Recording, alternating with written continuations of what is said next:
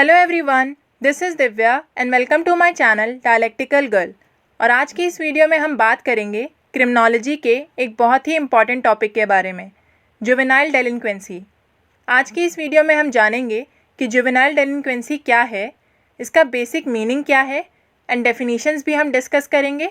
साथ ही में हम डिस्कस करेंगे causes of juvenile delinquency and remedies for prevention of juvenile delinquency. ये टॉपिक आपके सेमेस्टर एग्ज़ाम के पॉइंट ऑफ व्यू से बहुत ही ज़्यादा इंपॉर्टेंट टॉपिक है। ये मोस्टली एग्ज़ाम्स में पूछा जाता है। बेसिकली एग्ज़ाम्स में क्वेश्चन ऐसे फ्रेम होता है, define the term juvenile delinquency, what are the causes of juvenile delinquency and what are the remedies for prevention of juvenile delinquency. तो आज की इस वीडियो में हम अपना आंसर इन्हीं क्वेश्चंस के अकॉर्डिंग डिस्कस करेंगे, ताकि अगर आपके एग्ज़ाम में ये क्वेश्चंस पुट अप हों तो आप उसका आंसर राइट डाउन कर सकें। मैंने और भी कई इंपॉर्टेंट टॉपिक्स पर वीडियोस बनाई हुई हैं। अगर आपने मेरी प्रीवियस वीडियोस नहीं देखी हैं तो वो आप मेरा चैनल विज़िट करके देख सकते हैं या फिर मेरी प्लेलिस्ट में जाकर देख सकते हैं। और अगर आपको मेरी वीडियोस पसंद आती हैं तो मेरी वीडियोस को लाइक करिएगा, अपने व्यूज़ कमेंट करिएगा, मेरी वीडियोस को अपने फ्रेंड्स के साथ शेयर करिएगा और हाँ, मेरे चैनल को सब्सक्राइब ज़रूर करिएगा। तो चलिए बिना किसी देरी के ये वीडियो स्टार्ट करते हैं। तो सबसे पहले हम बात करते हैं जुवेनाइल डेलिंक्वेंसी के बेसिक मीनिंग से। तो अगर इसका हम लिटरल हिंदी मीनिंग देखें तो इसका मतलब होता है बाल अपराध, यानी अगर किसी बच्चे के थ्रू कोई इलीगल क्राइम किया जा रहा है तो उसे हम जुवेनाइल डेलिंक्वेंसी कहेंगे। साथ ही में हम यहाँ पर एक और वर्ड यूज़ करेंगे, जुवेनाइल डेलिंक्वेंट। अभी तक तो हमने बात करी बाल अपराध की। अब जो बच्चा वो क्राइम कर रहा है उसे हम क्या टर्म से रेफ़र करेंगे? उसे हम रेफ़र करेंगे जुवेनाइल डेलिंक्वेंट, यानी बाल अपराधी। तो जुवेनाइल डेलिंक्वेंसी का बेसिक मीनिंग क्या हुआ? कोई भी माइनर अगर कोई इलीगल क्राइम एक्टिविटी में पार्टिसिपेट करता है या फिर कोई इलीगल क्राइम करता है तो उसे हम जुवेनाइल डेलिंक्वेंसी कहेंगे, और वो जो पर्सन है जिसके थ्रू वो क्राइम किया जा रहा है उसे हम जुवेनाइल डेलिंक्वेंट कहेंगे। अब अगर हम बात करें इंडियन लॉ की तो इसमें जुवेनाइल डेलिंक्वेंसी की एक बहुत ही प्रिसाइज और क्लियर कट डेफिनेशन दी गई है। इंडियन लॉ के अकॉर्डिंग जुवेनाइल डेलिंक्वेंसी का मतलब है any violation of existing penal law of the country committed by a child under 16 years of age and a girl under 18 years of age shall be an act of juvenile delinquency for the jurisdiction of the juvenile court। यानी कि अगर 16 साल से कम उम्र के किसी बच्चे द्वारा या फिर अगर हम किसी लड़की की बात करें तो 18 वर्ष से कम उम्र की किसी लड़की द्वारा अगर एग्जिस्टिंग इंडियन पीनल लॉज का वायलेशन किया जाता है तो उस एक्ट को हम जुवेनाइल डेलिंक्वेंसी कहेंगे। अगर इसको हम और इजी वर्ड्स में समझें तो अगर किसी 16 साल से कम उम्र के बच्चे द्वारा या फिर अगर हम लड़की की बात कर रहे हैं तो 18 वर्ष से कम उम्र की लड़की द्वारा कोई भी क्राइम किया जाता है या कि पीनल लॉज को वायलेट किया जाता है तो फिर उस एक्ट को हम जुवेनाइल डेलिंक्वेंसी कहेंगे। अब हम बात करते हैं जुवेनाइल डेलिंक्वेंसी की डेफिनेशंस के बारे में। तो सबसे पहले हम डिस्कस करते हैं पॉल टपन की definition. According to Paul, the juvenile delinquent is a person who has been adjudicated as delinquent from the masses of children who are not delinquent. He further said that it is an act, course of conduct or situation which might be brought before a court and adjudicated whether in fact it comes to be treated there or by some other resources or indeed remains untreated।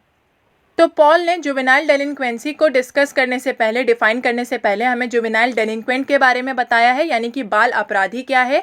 तो Paul कहते हैं कि juvenile delinquent यानी कि बाल अपराधी एक ऐसा पर्सन है जिसको डेलिंक्वेंट एडजुडिकेट किया गया है, यानी कि अपराधी घोषित किया गया है उन बच्चों के समूह में से जो कि अपराधी नहीं हैं। यानी कि एक बच्चों का समूह है जो कि अपराधी नहीं है, उन बच्चों में से किसी अगर एक बच्चे को हम अपराधी घोषित कर देते हैं यानी कि डेलिंक्वेंट एडजुडिकेट कर देते हैं तो उसे जुवेनाइल डेलिंक्वेंट कहा जाता है। और साथ ही में ये आगे कहते हैं कि कोई भी ऐसा एक्ट या कोर्स ऑफ कंडक्ट या सिचुएशन जिसे हम कोर्ट के सामने ला सकते हैं और जिसके ऊपर हम एडजुडिकेशन कर सकते हों, वेदर उसको हम वहीं पर ट्रीट कर सकते हो या किसी अदर रिसोर्सेज के थ्रू ट्रीट कर सकते हो या फिर वो अनट्रीटेड रहे, तो भी हम उसे जुवेनाइल डेलिंक्वेंसी कहेंगे। अब हम बात करते हैं सिरिल बर्ड की। ये एक इंग्लिश साइकोलॉजिस्ट है। इनके अकॉर्डिंग जुवेनाइल डेलिंक्वेंसी क्या है? According to Cyril Burt, a child is to be regarded as technically delinquent when his antisocial tendencies appear too grave that he become or ought to become the subject of official action। यानी कि एक normal child को हम technically डेलिंक्वेंट कब कह सकते हैं, तो हमें किसी भी नॉर्मल चाइल्ड को टेक्निकली डेलिंक्वेंट यानी कि अपराधी तब कह सकते हैं जब उसकी एंटी सोशल टेंडेंसीज जो हैं वो हद से ज़्यादा बढ़ जाएं और वो ऑफिशियल एक्शन का सब्जेक्ट बन जाए, यानी कि उसके ऊपर हम कोई ऑफिशियल एक्शन ले सकते हों। यानी कि कोई भी ऐसा चाइल्ड जिसकी एंटी सोशल टेंडेंसीज हद से ज़्यादा बढ़ जाए और उसके ऊपर हम कोई ऑफिशियल एक्शन ले सकते हैं, तो फिर उस पर्सन को या उस चाइल्ड को हम जुवेनाइल डेलिंक्वेंट कहेंगे और उसका जो भी एक्ट होगा वो जुवेनाइल डेलिंक्वेंसी कहलाएगा। अब अगर हम बात करें अहमद सिद्दीकी की जुवेनाइल डेलिंक्वेंसी की डेफिनेशन के बारे में, तो इनका कहना है it may be defined as an act prohibited by law for children up to prescribed age limit is juvenile delinquency, and child found to have committed an act of juvenile delinquency by a court is a juvenile delinquent। यानी कि कोई भी ऐसा act जो कि law के द्वारा prohibit किया गया है, यानी कि लॉ द्वारा जिस एक्ट पर रोक लगाई गई है, अगर किसी बच्चे द्वारा वो एक्ट किया जाता है तो उस बच्चे को हम जुवेनाइल डेलिंक्वेंट कहेंगे। यहाँ पर एक और टर्म यूज़ हुआ है प्रिस्क्राइब्ड एज लिमिट, यानी कि वो बच्चा जो भी एज लिमिट बताई गई है उस एज लिमिट के अंडर आना चाहिए।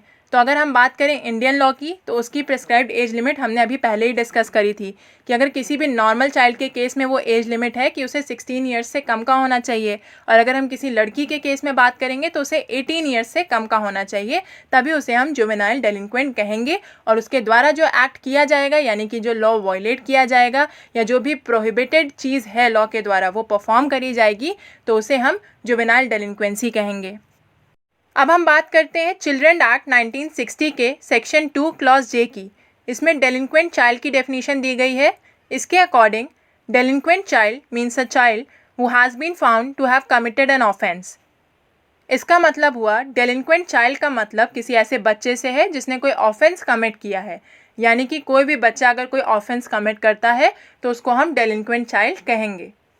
अब इन सारी डेफिनेशंस को पढ़कर हमें काफ़ी हद तक जुवेनाइल डेलिंक्वेंसी क्या होती है ये पता चला है, और साथ ही में जुवेनाइल डेलिंक्वेंट क्या होता है ये भी पता चला है। अब अगर हम अपने वर्ड्स में कहें तो जुवेनाइल डेलिंक्वेंसी का मतलब किसी ऐसे एक्ट से है जो कि किसी चाइल्ड के थ्रू किया जाता है। वो एक्ट या तो लॉ के थ्रू प्रोहिबिट होता है या फिर किसी इंडियन पीनल लॉ का वायलेशन होता है, और उस एक्ट को जो भी चाइल्ड कमिट करता है उसे हम जुवेनाइल डेलिंक्वेंट कहते हैं और उस एक्ट को हम जुवेनाइल डेलिंक्वेंसी कहते हैं। अब हम बात करते हैं कॉजेज़ ऑफ जुवेनाइल डेलिंक्वेंसी की, यानी कि जुवेनाइल डेलिंक्वेंसी के क्या क्या कॉजेज़ हैं। तो सबसे पहला जो कॉज है जुवेनाइल डेलिंक्वेंसी का वो है एडोलेसेंस इनस्टेबिलिटी, यानी कि जो एडोलेसेंस की एज है चिल्ड्रन के अंदर या टीन्स के अंदर, उस टाइम पर उनके अंदर एक तरीके की इनस्टेबिलिटी होती है, कई सारे चेंजेस आते हैं उनके अंदर। उनका जो बिहेवियरल चेंजेस है उसके लिए जो फैक्टर्स इंपॉर्टेंट हैं वो हैं biological, psychological and sociological factors. ये बहुत ही ज़्यादा इंपॉर्टेंट रोल प्ले करते हैं एडोलेसेंट्स के बिहेवियरल चेंजेस में। और साथ ही में जो प्यूबर्टी या फिजिकल मैच्योरिटी है वो भी बहुत ही इंपॉर्टेंट फैक्टर है। अगर हम बात करें प्यूबर्टी की, तो प्यूबर्टी एक सर्टेन एज पर होती है। तो गर्ल्स में जो प्यूबर्टी की एज होती है वो होती है 8 to 13 एंड बॉयज़ में ये एज होती है 9 to 14, यानी कि इस पीरियड ऑफ टाइम के बीच में उनके अंदर काफ़ी सारे चेंजेस आते हैं, चाहे वो चेंजेस बायोलॉजिकल हों, सोशोलॉजिकल हों, साइकोलॉजिकल हों, और ये चेंजेस उनके बिहेवियर जो होता है उसमें काफ़ी ज़्यादा इंपॉर्टेंट रोल प्ले करते हैं। और जैसे जैसे ये चेंजेस आते हैं एडोलेसेंट्स के अंदर या टीन्स के अंदर, या अगर हम बात करें चिल्ड्रन के अंदर, वैसे वैसे वो इनटॉलरेंट होते जाते हैं। हम जितने भी रिस्ट्रिक्शंस उनके ऊपर लगाते हैं वो उन्हें फॉलो नहीं करते हैं। वो उन रिस्ट्रिक्शन से आगे बढ़कर अपनी खुद की एक आइडेंटिटी मेंटेन करना चाहते हैं, चाहे हम बात करें फैशन की, ड्रेसिंग सेंस की, लैंग्वेज की, डांस, फूड एंड प्ले की। ये सारे ही इस एज में एक अट्रैक्शन होते हैं और वो इन सभी चीज़ों को अपने अकॉर्डिंग करना चाहते हैं। अब ये जो एडोलेसेंस इनस्टेबिलिटी का प्रॉब्लम है ये उन सोसाइटीज़ में नहीं है जो कि लेस फ्लूइड हैं या फिर कॉम्पैक्टेड हैं। फॉर एग्जांपल अगर हम बात करें जॉइंट फैमिलीज़ की, तो उसमें जो चिल्ड्रन होते हैं उनके ऊपर जो भी रिस्ट्रिक्शंस लगाए जाते हैं, उनके पेरेंट्स उनके ऊपर एक वॉच रखते हैं, उनके ग्रैंड पेरेंट्स उनके ऊपर एक वॉच रखते हैं, यानी कि अपनी एक नज़र बनाए रखते हैं कि उनके बच्चे क्या कर रहे हैं, कौन से डायरेक्शन में जा रहे हैं, कहीं वो कुछ गलत तो नहीं कर रहे हैं। लेकिन अगर हम बच्चों पर ये नज़र ना बनाए रखें या फिर हम उनको रिस्ट्रिक्शंस के अंदर ना रखें, उनके ऊपर हमारा एक प्रॉपर वॉच ना हो, तो फिर बच्चे गलत डायरेक्शन में जा सकते हैं, जिससे कि वो जुवेनाइल डेलिंक्वेंसी की ओर जा सकते हैं। वो कोई ऐसा एक्ट कर सकते हैं जो कि लॉ के द्वारा प्रोहिबिट किया गया हो, जिस पर रोक लगाई गई हो, या फिर कोई ऐसा इलीगल क्राइम कर सकते हैं, या फिर कोई भी पीनल लॉ को वायलेट कर सकते हैं। यहाँ पर हमें एक सिंपल सी बात बताई गई है कि एडोलेसेंस की एज में जो चिल्ड्रन होते हैं उनका माइंड थोड़ा सा इनस्टेबल होता है, उनके अंदर इतना जोश होता है कि वो खुद की एक आइडेंटिटी बनाना चाहते हैं, वो किसी के रिस्ट्रिक्शन में नहीं रहना चाहते हैं, उनके अंदर इतने सारे चेंजेस आते हैं कि वो सोचते हैं कि हम जो चाहे वो कर सकते हैं। तो यहाँ पर पेरेंट्स की ये जिम्मेदारी होती है कि वो अपने बच्चों को सही रास्ता दिखाएं, उन्हें सही रास्ते पर लेकर जाएं, क्योंकि अगर वो अपने बच्चे पर ध्यान नहीं देंगे तो फिर उनका बच्चा किसी गलत एक्टिविटी में इंडल्ज हो सकता है, जो कि जुवेनाइल डेलिंक्वेंसी की ओर उसे ले जा सकता है। अब हम बात करते हैं जुवेनाइल डेलिंक्वेंसी के सेकेंड कॉज के बारे में। जो दूसरा कॉज है जुवेनाइल डेलिंक्वेंसी का वो है अनकंजीनल होम्स, यानी कि अनप्लीजेंट होम्स, ऐसा इन्वायरमेंट घर पर होना जो कि बच्चों के लिए सूटेबल नहीं है। अब हम बात करते हैं कि घर का इन्वायरमेंट या फिर घर का एटमॉस्फेयर क्या रोल प्ले करता है जुवेनाइल डेलिंक्वेंसी में। कई केसेस में ऐसा देखा गया है कि अगर घर का इन्वायरमेंट अच्छा नहीं है, अनप्लीजेंट है, तो वो भी कॉज हो सकता है जुवेनाइल डेलिंक्वेंसी का। पेरेंट्स बच्चे के साथ कैसे बिहेव कर रहे हैं, पेरेंट्स आपस में कैसे बिहेव कर रहे हैं, ये भी एक बहुत वाइटल और इम्पॉर्टेंट फैक्टर हो जाता है उस बच्चे की साइकोलॉजी के लिए। यानी कि उस बच्चे का कैरेक्टर डेवलपमेंट कैसा होगा, उसके लिए पेरेंट्स बच्चे से कैसे बिहेव करते हैं या आपस में कैसे बिहेव करते हैं, ये सारे फैक्टर्स बहुत ज़्यादा इंपॉर्टेंट हो जाते हैं। अब फॉर एग्जाम्पल मान लीजिए पेरेंट्स बच्चे से अच्छा बिहेव नहीं करते हैं, उसको हर चीज़ के लिए मारते पीटते हैं, या फिर पेरेंट्स आपस में भी अच्छे से बिहेव नहीं करते हैं, हर वक्त घर में कहासुनी होती रहती है या अनप्लीजेंट इन्वायरमेंट है उस घर का, तो उन चीज़ों का भी उस बच्चे के कैरेक्टर डेवलपमेंट में काफ़ी हद तक असर पड़ेगा, जो कि उसको जुवेनाइल डेलिंक्वेंसी की ओर लेकर जा सकते हैं। अब अगर हम बात करें तो जो पेरेंट्स वर्चुअस पाथ फॉलो करते हैं, यानी कि जो धार्मिक पथ पर चलते हैं, ज़्यादातर देखा गया है कि उनके बच्चे भी धार्मिक ही होते हैं और वो भी धार्मिक पथ पर ही चलते हैं। लेकिन जिन फैमिलीज़ में पेरेंट्स अनडिज़ायरेबल एक्टिविटीज़ में इंडल्ज रहते हैं, जैसे कि फिल्दी लैंग्वेज यूज़ करते हैं या फिर अब्यूजिव लैंग्वेज यूज़ करते हैं, कहासुनी करते रहते हैं या लड़ाई झगड़ा करते रहते हैं, ड्रग या अल्कोहल के एडिक्ट होते हैं, स्मोकिंग करते हैं, गैमलिंग करते हैं, अपनी बिजनेस डीलिंग में अनफेयर मीन्स यूज़ करते हैं, अपने ऑफिशियल फंक्शंस में करप्ट प्रैक्टिसेस का यूज़ करते हैं, तो उनके बच्चों के ऊपर भी इन चीज़ों का गलत प्रभाव पड़ता है। उनके बच्चों के माइंड के ऊपर ये सारी अनडिज़ायरेबल और करप्टिंग इम्पैक्ट पड़ता है और उनके बच्चे भी मोस्टली इसी टेंडेंसी के होते हैं और आगे चलकर वो भी यही सारी हरकतें करते हैं। और फिर वो पेरेंट्स उन बच्चों को रोक भी नहीं पाते हैं, क्योंकि उन्होंने खुद ही ये एग्जाम्पल सेट किया होता है उनके सामने। तो यहाँ पर हमें ये चीज़ क्लियरली बताई गई है कि होम का जो एटमॉस्फेयर है, यानी कि घर का जो एटमॉस्फेयर है या इन्वायरमेंट है, वो भी काफ़ी हद तक एक बहुत ही इंपॉर्टेंट रोल प्ले करता है जुवेनाइल डेलिंक्वेंसी में, और वो बच्चों के माइंड पर भी बहुत ज़्यादा इम्पैक्ट करता है। जो थर्ड कॉज है जुवेनाइल डेलिंक्वेंसी का वो है एसोसिएशनल इम्पैक्ट, यानी कि बच्चे जिस जिस पर्सन के साथ एसोसिएट होते हैं उसका क्या इम्पैक्ट पड़ता है उनकी लाइफ पर। जब बच्चा अपने घर से बाहर निकलता है तो वो कई सारे लोगों के कांटेक्ट में आता है, जो कि अलग अलग एज ग्रुप के होते हैं, दोनों ही जेंडर के लोग होते हैं, मेल भी होते हैं, फीमेल भी होते हैं, वेरियस क्लासेस ऑफ पीपल होते हैं, यानी कि हाई क्लास हो सकते हैं, लो क्लास हो सकते हैं, मिडिल क्लास हो सकते हैं। तो अगर एक बच्चा जब अपने घर से बाहर निकलता है तो वो वेरियस क्लासेस ऑफ पीपल के एसोसिएशन में आता है, कई सारे लोगों के कांटेक्ट में आता है, और उसके साथ ही साथ वो एक अपना डेफिनेट सर्कल क्रिएट कर लेता है। अब मान लीजिए वो स्कूल जाता है तो उसका अपना एक फ्रेंड सर्कल वहाँ पर क्रिएट हो जाता है, या फिर अगर वो बाहर कहीं पर जाता है तो वहाँ पर उसका अपना एक डेफिनेट ग्रुप क्रिएट हो जाता है, एक डेफिनेट सर्कल क्रिएट हो जाता है। और जो बच्चे की जो ग्रोथ है उसके ऊपर ये एसोसिएशनल जो इम्पैक्ट है वो भी काफ़ी ज़्यादा हद तक इम्पॉर्टेंट रोल प्ले करता है। जो बच्चा है वो उस ग्रुप का जो भी कल्चर है उसे अडाप्ट कर लेता है, जिस भी ग्रुप से वो एसोसिएटेड है। अगर उस ग्रुप में अच्छी चीज़ें होती हैं तो वो अच्छी चीज़ें अडॉप्ट करेगा, और अगर उस ग्रुप में कुछ गलत चीज़ें होती हैं तो वो गलत चीज़ें अडॉप्ट करेगा। अब अगर बच्चा किसी बैड एसोसिएशन के कांटेक्ट में आ जाता है, यानी कि वो किसी बैड ग्रुप का पार्ट बन जाता है जहाँ पर गलत एक्टिविटीज़ होती हैं, और वो भी उसी तरीके से बिहेव करने लगता है, और जो उसके पेरेंट्स हैं वो भी नेग्लिजेंट हो जाते हैं, यानी कि वो उस पर ध्यान नहीं दे पाते हैं, उसको डिसिप्लिन के अंदर नहीं रख पाते हैं, तो फिर उस बच्चे को जो लॉस होगा उन चीज़ों की वजह से वो उसकी पूरी लाइफ पर इम्पैक्ट करेगा। उस बच्चे के अंदर डेलिंक्वेंसी डेवलप हो जाएगी, जो कि आगे चलकर क्रिमिनलिटी में डेवलप हो सकती है जैसे जैसे वो अपनी एज में आगे बढ़ेगा। यानी कि जैसे जैसे वो मैच्योर होगा ये डेलिंक्वेंसी आगे जाकर क्रिमिनलिटी में चेंज होती चली जाएगी। जैसे ही एक बच्चा किसी भी गलत ग्रुप में ऐड हो जाता है या एसोसिएट हो जाता है, उसके लिए डिफ़िकल्ट हो जाता है कि वो उस ग्रुप से बाहर आ पाए।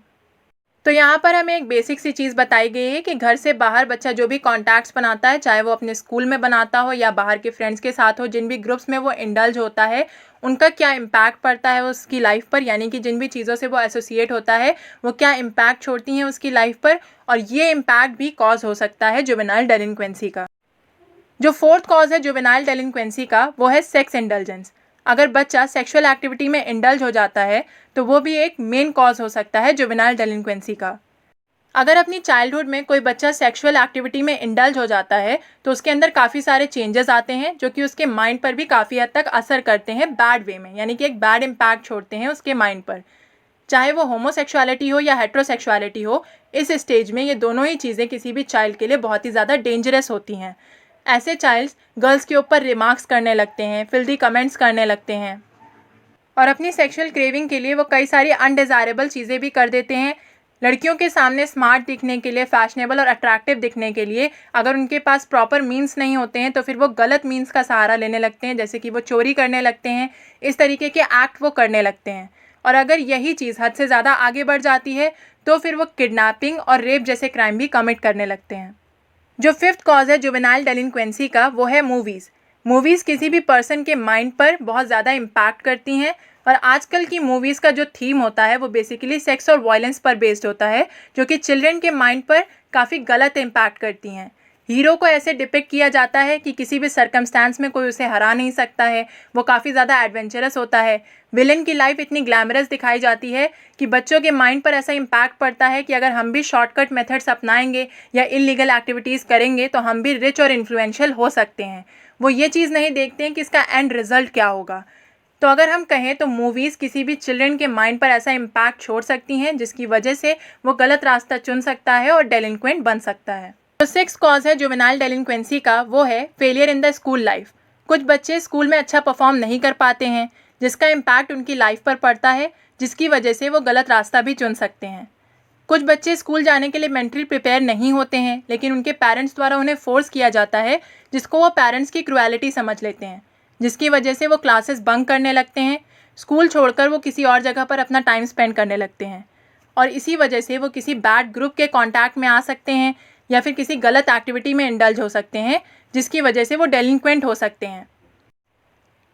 सेवेंथ कॉज है जुवेनाइल डेलिंक्वेंसी का पॉवर्टी। जिस तरीके से पॉवर्टी डेलिंक्वेंसी का एक कॉज है उसी तरीके से ये जुवेनाइल डेलिंक्वेंसी का भी एक कॉज है। जब बच्चे दूसरे बच्चों को चीज़ें इंजॉय करते हुए देखते हैं, सारे कंफर्ट्स और बेटर लिविंग इंजॉय करते हुए देखते हैं, तो उनके अंदर भी ये डिज़ायर आता है कि उन्हें भी ये सारी चीज़ें इंजॉय करनी है बाय हुक और बाय क्रूक, यानी किसी भी मीन्स के थ्रू वो ये सारी चीज़ें एक्वायर करना चाहते हैं, जिसकी वजह से वो गलत मीन्स भी अपना लेते हैं और जो ये चीज़ें होती हैं ये डेलिंक्वेंसी को जन्म दे देती हैं। थेफ्ट और गैम्बलिंग इसका स्टार्टिंग पॉइंट होते हैं, यानी कि सबसे पहले तो वो चोरी करना स्टार्ट करते हैं, फिर गैम्बलिंग करना स्टार्ट करते हैं। कुछ फैमिलीज़ में तो पॉवर्टी इतनी ज़्यादा होती है कि जो फैमिली की बेसिक नीड्स हैं वो भी फुलफ़िल नहीं हो पाती हैं। इस केस में जो बच्चे होते हैं वो चीज़ें चुराने लगते हैं और उनके अंदर ये टेंडेंसी डेवलप हो जाती है और अगर उन्हें टाइमली चेक नहीं किया गया तो यही आगे जाकर क्रिमिनलिटी में डेवलप हो जाती है। जो एट्थ कॉज है जुवेनाइल डेलिंक्वेंसी का वो है irresistible impulse. During the childhood the impulse is generally not subject to easy self control. A child may behave in very irresponsible way. He does not understand to avoid the matters of petty issues and therefore he may quarrel on trivial things. अब बचपन में तो किसी को नहीं पता होता है कि अपने अंदर सेल्फ कंट्रोल कैसे लाना है, तो कई सारे जो बच्चे होते हैं वो इररिस्पॉन्सिबल वे में बिहेव करते हैं। वो पेटी मैटर्स को भी नहीं समझ पाते हैं कि इन चीज़ों को हमें जाने देना चाहिए, वो उस पर भी क्वेरल करने लगते हैं, यानी कि लड़ाई झगड़ा करने लगते हैं, जिसकी वजह से वो किसी भी गलत एक्टिविटी में इंडल्ज हो सकते हैं। तो ये तो बात हो गई जुवेनाइल डेलिंक्वेंसी के कॉजेज़ के बारे में। अब हम बात करते हैं remedies for prevention of juvenile delinquency के बारे में, यानी कि ऐसी कौन सी रेमेडीज़ हैं जो कि हम अडॉप्ट कर सकते हैं जुवेनाइल डेलिंक्वेंसी को प्रिवेंट करने के लिए। तो सबसे पहली रेमेडी है to provide compulsory and free education in children, यानी कि चिल्ड्रेंस को फ्री और कंपलसरी एजुकेशन प्रोवाइड करना। Education must be made compulsory and that too free of cost to all children. Education को सभी बच्चों के लिए कंपलसरी कर देना चाहिए and that too free of cost सभी बच्चों को एजुकेशन प्रोवाइड कराई जानी चाहिए। दूसरी रेमेडी है to provide correctional homes for orphans. Orphans के लिए करेक्शनल होम्स प्रोवाइड कराए जाने चाहिए। The children who are found orphans or homeless by police should be sent to the correctional homes. अगर पुलिस को कोई भी ऑर्फन बच्चा मिलता है या फिर कोई होमलेस बच्चा मिलता है तो पुलिस को उस बच्चे को करेक्शनल होम सेंड कर देना चाहिए। तीसरी रेमेडी है to provide healthy entertainment to juvenile, यानी कि जो भी जुवेनाइल है, जो भी बच्चा है, उसको हेल्दी एंटरटेनमेंट प्रोवाइड करना चाहिए। Healthy entertainment like good films, good books and literature be provided to the children so that they not only get entertainment but also good lesson and moral education. तो जो भी बच्चे हैं उन्हें healthy entertainment मतलब good films दिखाई जानी चाहिए, गुड बुक्स पढ़ने के लिए दी जानी चाहिए, लिटरेचर पढ़ने के लिए दिया जाना चाहिए, जिससे कि ना सिर्फ उनका एंटरटेनमेंट हो बल्कि उनके अंदर एक मॉरल वैल्यूज़ भी डेवलप हो, उनको गुड लेसन मिले और मॉरल एजुकेशन मिले। फोर्थ रेमेडी है duties of juvenile courts to look into the family backgrounds of delinquents, यानी कि जो जुवेनाइल कोर्ट्स हैं उनको जो डेलिंक्वेंट्स हैं, यानी कि जो जुवेनाइल डेलिंक्वेंट्स हैं, बाल अपराधी हैं, उनके फैमिली बैकग्राउंड को भी देखना चाहिए। Juvenile courts must look into the family backgrounds, character, past history and the company in which the delinquent lives etcetera before arriving at any conclusion about the criminal liability of the juvenile delinquent, यानी कि जो भी juvenile डेलिंक्वेंट है उसकी criminal liability को, यानी कि जो भी जुवेनाइल डेलिंक्वेंट है उसकी क्रिमिनल लायबिलिटी के ऊपर कंक्लूजन में आने से पहले जो जुवेनाइल कोर्ट है उसे उस जुवेनाइल डेलिंक्वेंट की फैमिली बैकग्राउंड, उसके कैरेक्टर, उसकी पास्ट हिस्ट्री और वो किस कंपनी में रहा है, ये सारी चीज़ें भी ध्यान में रखनी चाहिए। फिफ्थ रेमेडी है to organise seminars and conference. Various seminars and conferences of the criminologist, psychologists and other social workers be organized to discuss the various problems connected with juvenile delinquency and to find out some concrete solutions to prevent them. कई सारे seminars और conferences organise कराई जानी चाहिए different criminologist, psychologist और social workers की, जो कि इस फील्ड से रिलेटेड काफ़ी अच्छी नॉलेज रखते हों, जो कि जुवेनाइल डेलिंक्वेंसी की वेरियस प्रॉब्लम्स के बारे में डिस्कस कर सकें और कंक्रीट सॉल्यूशन फाइंड आउट कर सकें इसको प्रिवेंट करने के। सिक्स्थ रेमेडी है government must incorporate suggestion in existing laws. Government को एग्जिस्टिंग लॉज में सजेशंस इनकॉर्पोरेट करने चाहिए। Government should look into this problem seriously. The suggestions given by the experts of this subject should be incorporated in the existing laws and statutes to prevent juvenile delinquency. Government को इस matter में strictly देखना चाहिए, इस matter में strictly lookout करना चाहिए और जो भी सजेशंस एक्सपर्ट्स द्वारा दिए गए हैं, जिनको इस सब्जेक्ट की काफ़ी ज़्यादा अच्छी नॉलेज है, उन सारे सजेशंस को एग्जिस्टिंग लॉज और स्टैट्यूट्स में इनकॉर्पोरेट करना चाहिए, जिसके थ्रू हम जुवेनाइल डेलिंक्वेंसी को प्रिवेंट कर सकें। तो ये हो गए कुछ बेसिक रेमेडियल मेजर्स जो कि हम अडॉप्ट कर सकते हैं जुवेनाइल डेलिंक्वेंसी को प्रिवेंट करने के लिए। So that's all for today. I hope आपको आज की इस वीडियो के सारे पॉइंट्स अच्छे से समझ आए होंगे और क्लियर हुए होंगे। अगर आपको कोई भी क्वेरी है तो वो आप मुझे कमेंट सेक्शन में पूछ सकते हैं। अगर आपको ये वीडियो पसंद आई है तो do like this video, share this video with your friends and yes, don't forget to subscribe to dialectical girl for more such educational content. Thank you for watching.